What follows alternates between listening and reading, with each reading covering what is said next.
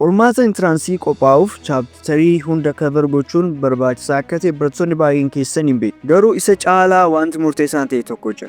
Chaaptaroota qormaanni intiraansii more irratti focus godhu chaaptariiwwan gaaffiin intiraansii baay'ee waggaadhaa waggaatti keessaa ba'an adda baasuun immoo kutaa 9 hanga kutaa 12tti cover gochuu caalaa baay'ee murteessaa fi kufaatii barattoota baay'ee akkasumas immoo darbiinsa barattoota baay'ee murteessaa akka ta'e hundi keessanuu ni beektu. Har'a barattoota social science barataniif karaa telegiraamii keenya akkuma irra deddeebitanii nagaafachaa turtanii kutaa 9 hanga kutaa 12 qormaanni intiraansii gaaffiiwwan baay'ee keessaa ba'an irratti nuuf hojjedhu jettanii akkuma nagaafachaa turtanii har'a sabjektoota 3 social science keessatti sabjektoota baay'ee barbaachisoo barattoonni baay'ee more focus godhanii dubbisan history, geography fi economics kutaa 9 hanga kutaa 12tti chaaptariiwwan yookaan immoo boqonnaawwan gaaffiin intiraansii baay'ee keessaa ba'an isinitti hima. Video kana barataan haga xumuraatti dhaggeeffatee waan guddaa akka baratu qormaata intiraansii keessatti akka milkaa'u abdii guutuun qaba. Dhumarratti immoo annaawunsimentii bareedaa tokko barattoota hundaaf kan ta'u qabadheen jira. Haga xumuraatti na wajjin tura. Warri YouTube channel kana subscribe hin goone subscribe godhaa. Sababni isaas video kana irratti YouTube channel kana irratti wanta barataa fayyadu wanta barataa hin gargaara jennee yaadnu gadhiisna waan ta'eef har'a yoo subscribe gochuu baatan subscribe gochuun keessa waan hin hafneef amma yoo subscribe gootan isiniif wayyaa akkasumas immoo YouTube channel kana like gochuun jalqabaa haga xumuraatti na wajjin tura. History irraa kan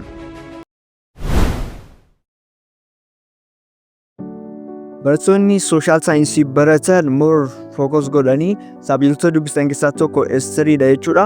Historyin boqonnaawwan kamirratti xiyyeeffata kutaa 9 kaasee hanga kutaa 12tti gaaffiiwwan baay'ee yeroo baay'ee irra deddeebi'anii dhufan isaan kamisa jedhuun isinitti hima jechuudha. Kanaaf ammallee haga xumuraatti na wajjin tura isiniin jechuu barbaada. Sabtoopikii 5tti qoodeedha kan isinitti himu. Inni jalqabaa yeroo baay'ee gaaffiin intiraansii kan irra deddeebi'ee ba'uu fi akkasumas immoo minimum waggaatti gaaffii 10 ol kan keessaa ba'u ethiopian modern history jechuudha. Kutaa 12 unit 3 akkasumas immoo kutaa 10 unit 3 isaammaa yookaan immoo kaalkulamii isaammaati isa jiru jechuudha. Minimum akkuma isinitti hime waggaadhaa waggaatti gaaffii baay'eetu keessaa ba'a jechuudha. Kanaaf isa kanarratti more focus godhaa. Seenaa Itoophiyaa bara 1855 hanga 1941 yookaan immoo seenaa bara Impeer Teediroos irraa kaasee haga Haayila Sillaaseetti isa jiru more focus godhaati detailii dubbisaa like long distance trading waraana Adawaa jalqabaa Adawaa lammaffaa baatiliiwwan garaagaraa achi keessatti jiran baatilii of Matammaa baatilii of Gundeet kan kana fakkaatan jiru achi keessatti jechuudha. Waa'ee impeerota like Iyyaasuu fa'aa Minilik fa'aa Teediroos fa'aa Haayila Sillaasee fa'aa conclude kan godhee jiru jechuudha. Kanaaf isa kana more detailii dubbisaa yeroo baay'ee gaaffiiwwan baay'eetu jechuudha kan keessaa ba'u daataan akka agarsiisutti more gaaffii baay'eetu keessaa ba'a waggaadhaa waggaatti. Inni lammaffaan immoo ancient Ethiopian history yookaan immoo people, state and the historical process in Ethiopia and the Horn. Kun immoo kutaa 11 unit 3 akkasumas immoo kutaa 9 unit 3 irra jiru jechuudha. Seenaa Itoophiyaa durii irraa kaasee haga jaarraa 18ffaatti jechuudha. Like Aksumite Kingdom, Sultanitota garaagaraa, Zagwe Dynasty, Kingdom of Damat, Languages of Ethiopia and the Horn, Punti, Daamati warreen jedhan kuni yeroo baay'ee gaaffiiwwan baay'een keessaa ba'u. Ministeerri barnootaa yeroo baasu keessatti baay'ee more irratti focus godha. Waggaatti gaaffii 7 ol jechuudha kan chaaptarii kana keessaa ba'u jechuudha. Kanaaf detailii barattoonni more warra kaan caalayyuu warreen kana irratti focus godhaa isiniin jedha. Kutaa 11 unit 3 fi kutaa 9 unit 3 dha jechuudha. Inni sadaffaan immoo gaaffiin intiraansii yeroo baay'ee waggaadhaa waggaatti kan deddeebi'ee dhufu daataan akka agarsiisutti gaaffiin baay'ee kan keessaa ba'u. Development of capitalism and nationalism dha. Inni kun immoo kutaa 10 unit 1 fi akkasumas immoo kutaa 12ffaa unit 1 irra jira. Minimum waggaatti gaaffii 5 oltu keessaa ba'a jechuudha. Kana keessa like unification of Italy, German of unification of Germany, America's civil war, Eastern equation warreen jedhan kuni yeroo baay'ee gaaffii baay'ee keessaa ba'a. Like nationalism jira, capitalism akkamitti eegale kan jedhudha. Yeroo baay'ee gaaffiin 5 oltu keessaa ba'a jechuudha. Gaaffii 5 gadi keessaa ba'u kutaa 10 unit 1 fi kutaa 12 unit 1 jira. Isa kana relate gochaa dubbisa jechuudha. Gaaffiin baay'ee kan keessaa ba'u. Inni sadaffaan isa kanadha. Inni afuraffaan immoo population movement and interaction in Ethiopia and Africa kan jedhudha. Inni kun immoo seenaa Oromoo Population Movement jira, Affaariidha, Somaaleedha warreen kana of keessatti qabatee jira. Kutaa 11 Unit 7 fi akkasumas immoo kutaa 9 Unit 7dha. Gaaffiin baay'ee keessaa ba'a waggaadhaa waggaatti keessatti Oromoo Population Movementidha wal qabate minimum gaaffii 2 fi isaa oltu ba'a jechuudha. Gondaariyaan Pireedii kan jedhu faallee achi keessatti jira. Kutaa 11 Unit 7 fi kutaa 9 Unit 7 jira. Akkuma isinitti hime gaaffii 5tu keessaa ba'a. Kanaaf diiteelii seeraan dubbisaa jechuudha. Inni kan biraa immoo Society and the Politics in the Age of World War from 1914 to 1945 dha. Seenaa addunyaa kana bara 1914 kaasee aga 1945 jechuudha. Inni kun seenaa World War yookaan immoo waraana addunyaa tokkoffaa, waraana addunyaa lammaffaa, revolutionii garaagaraa, Russian revolutionii, akkamitti League of Nations hundaa'e kan jedhu, akkasumas immoo akkuma isinitti hime waraana addunyaa keessatti maani ka'umsi waraana addunyaa tokkoffaa, lammaffaa, akkasumas immoo riizaaltii isaa maani, Cold War maali kan jedhudha. Isa kana immoo kitaaba kutaa 12ffaa Unit 4 irraa kaasanii argachuu dandeessu. Akkasumas kutaa 10 irra jira. More baay'ee focus godhaati dubbisa. Minimum gaaffii 5dha jechuudha kan keessaa ba'u. Kanaaf history irratti jarreen kun yeroo baay'ee gaaffiiwwan baay'ee irra deebi'anii dhufanidha. Kanarraan kanaaf warri kaanis jiru, warra kaanis dubbisa, garuu yeroo baay'ee gaaffiin baay'ee kan keessaa ba'u jarreen kanadha. Yeroo warra kana isinitti warra kan bicharratti immoo focus gootu osoo hin taane warra kaanis lallaala, garuu daataan akka jirutti ministeerri barnootaa gaaffiiwwan baay'ee kan inni baasu jarreen kanadha jechuudha. Gara ji'oogiraafiitti darbinu.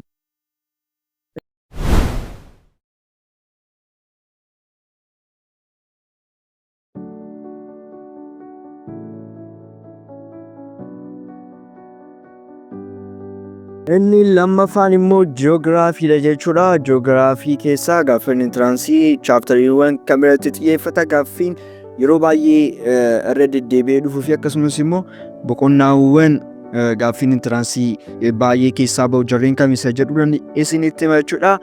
Inni jalqabaa Physical Environment of World and Ethiopia kan jedhudha jechuudha.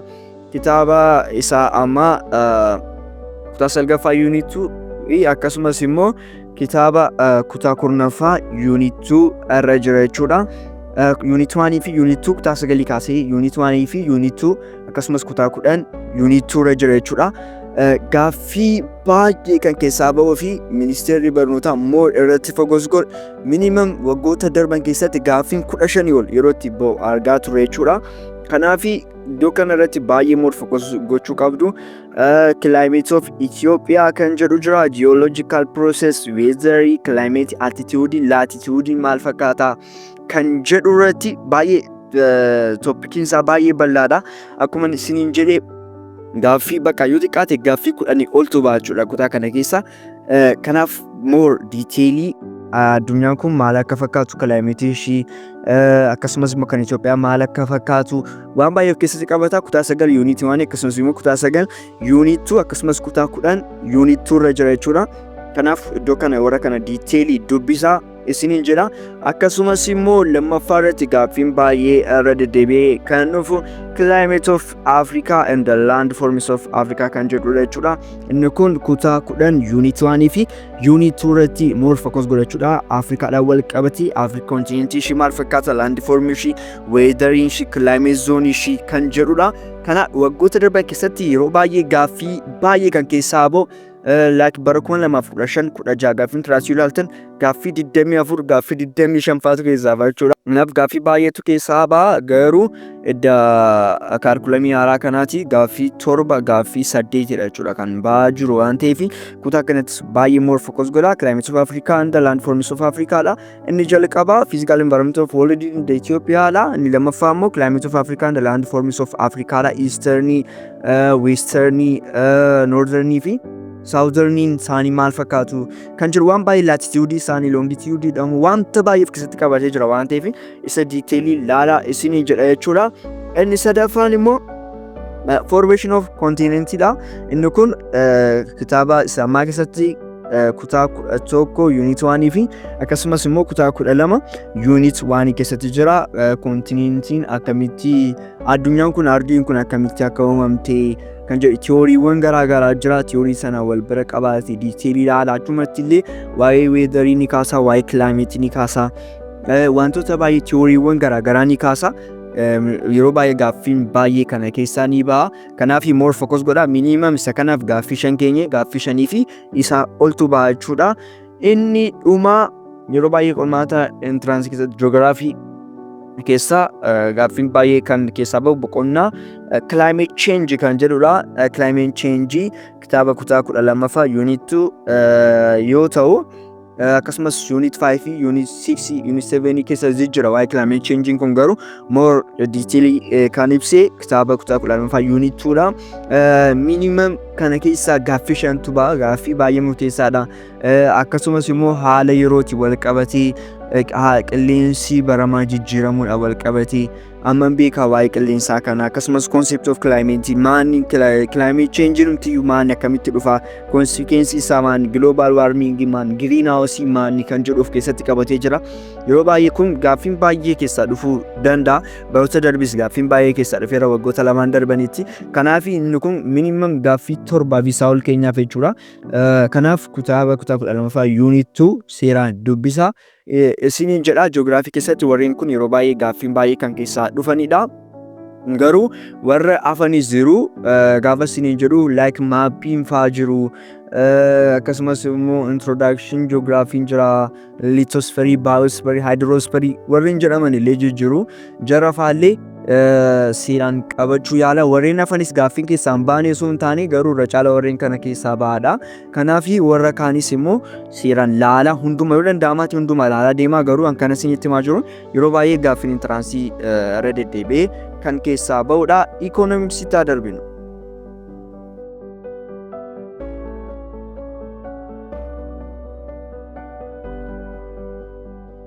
Gaafa gara ikoonomiksiitti darbinu, ikoonomiksiin waggoota lamaasidha kan kennamuu jalqabee. Waggoota lamaan darban keessatti qormaanni ikoonomiksii kan inni ba'e kutaa 12 keessaayi. Anis isarratti depend ta'eeti qormaanni intiraansii iddoo kamitti more focus godhee ba'e isa jedhuuf, akkasumas immoo expect kanan godhu gaaffiin baay'ee keessaa ba'a kan jedhu kutaa 11 itti dabaleen jira jechuudha. Kanaaf waggoota lamaan darban keessatti gaaffiin intiraansii baay'ee kan keessaa ba'e iddoo kamidha isa jedhu tokko tokkoon isinitti agarsiisa jechuudha. Inni jalqabaa fi inni baay'ee murteessaan gaaffiin intiraansii baay'ee keessaa ba'e ikoonomiksii keessaa minimum gaaffiin 15 ol kan keessaa ba'u theory of demand and supply, aggregate demand and aggregate supply kan jedhu kitaaba kutaa 12ffaa chapter yookaan unit 2 kan jiru jechuudha. Akkasumas immoo kutaa 10 unit 2 jira. Iddoo kanarratti ministeerri barnootaa baay'ee xiyyeeffate gaaffii baay'ee kan keessaa baasudha. Waggoota lamaan darbanitti gaaffii 15 fi isaa oltu ba'e. Baranas maybe gaaffiin baay'ee keessaa ba'uu danda'a. Maybe osoo hin taane bakka baay'ee dhaabbataadha. Sababni isaas ikoonomiksii keessatti wanta baay'ee beekamuu qabuu fi wanta baay'ee hubatamuu qabu waa'ee supply fi waa'ee demand jechuudha.